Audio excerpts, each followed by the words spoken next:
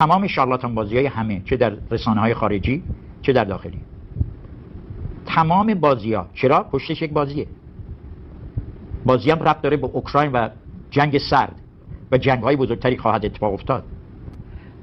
چرا ناگهان بنیامین نتانیاهو و کابینش تصمیم گرفت ناگهان با حماس تسویه حساب کنه؟ چرا؟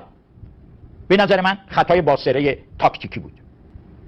درسته که الان مدعی شدن بسیاری از منابع مبصر که با کشف این تونل ها مشخص شد که حماسی‌ها تصمیم می داشتن که در جشن روشاشانا یک حمله گازنبوری بکنن، عده‌ای رو بکشن، عده‌ای رو گروگان بگیرن و برون. این یک نگاه است. اما چرا آقای نتانیاهو در مقابل آمریکا ایستاد؟ این مهمه. چرا باید دبکا فایل، معروف ترین به اصطلاح سایت امنیتی اسرائیل، بنویسه؟ آیا آقای نتانیاهو با آقای جان کری و اوباما خواهد بود یا قربانی خواهد شد؟ این خیلی مهمه. نوشته آیا آقای نتانیاهو در مقابل آقای اوباما خواهد ایستاد که میخواد حماس رو نجات بده، یا با مصر و عربستان سعودی متحد خواهند شد و در مقابل این به اصطلاح آتش بس‌های آمریکایی خواهند ایستاد؟ یادتون نره آقای اوباما، آقای اردوغان و قطریا طرفداران اخوان مسلمین هستند. میخواستن با بهار عربی اینها رو جا بندازن، نتونستن. السیسی بازی رو به هم زد. برید خانوما، برید CNN رو نگاه کنید.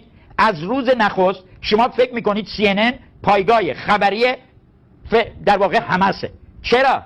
نه اینکه CNN دلش برای حماسی‌ها سوخته، نه اینکه دشمنی داره با اسرائیل، نه، این در واقع پروپاگاندای ادمنستریشن آمریکاست که اونها مخالف حمله آقای نتانیاهو بودن، اونها مخالف این لشکرکشی آقای نتانیاهو بودن که از لحاظ تاکتیکی شاید هم اشتباه بود.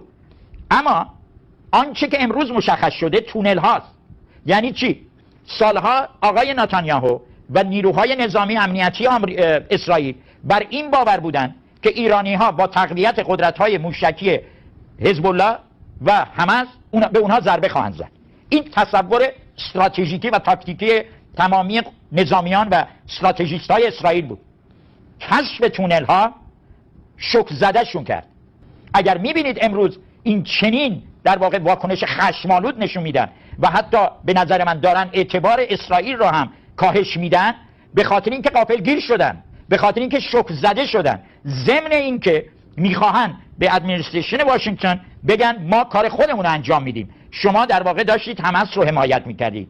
وقتی بمباران‌های غزه میشد، من به تونی جوانسال گفتم خیلی عجیبه، از این تونل ها حماسی‌ها بیرون نیومدن، بلکه دو چهره های اصلاح طلب و گروه های به اصطلاح مثل آقای زیبا کلام و اینا، آقای ابراهیم نبوی وارد صحنه شدن. نگاه کن، اینا ماسکا رو برداشتن. تا دیروز میگفتن نه غزه نه لبنان، حالا میگن هم غزه هم لبنان، دو آتیشه دارن حمایت میکنن به اصطلاح از مردم فلسطین. نه، این شارلاتان ها از هیچ کس حمایت نمیکنن هرگز. و اتفاقا پارادایم شیفتی که من میگم همینجا، اکثر نسل جدیدی که آمده آقای نبوی رو شسته. این در واقع نه فقط به تو دهنی با آقای نبوی است، به همه این شارلاتان هایی که ماسک اصلاح طلبی میذارن، ماسک به اصطلاح جنبش سبزی میذارن، اما ذاتشون چیز دیگری است. این مشکل ما.